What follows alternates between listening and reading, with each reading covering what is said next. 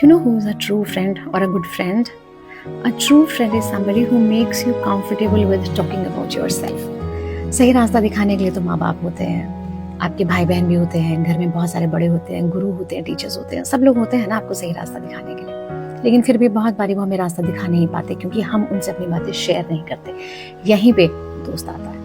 अच्छा दोस्त वो है जिसके साथ आप इतना कंफर्टेबल फील करें कि आप अपने मन की बात शेयर कर सकें। उसके बाद वो हो सकता है आपको खरी खोटी सुना दे, बोले ऐसे क्यों किया, तेरी गलती है, या फिर वो आपको एक उस टाइम पे सोचे कि नहीं उसको आपको डांटना है और आपको बोले कि अरे इट्स ओके, जो हो गया, you had your reasons, I understand, I am not here to जज यू, एनीथिंग इज फाइन।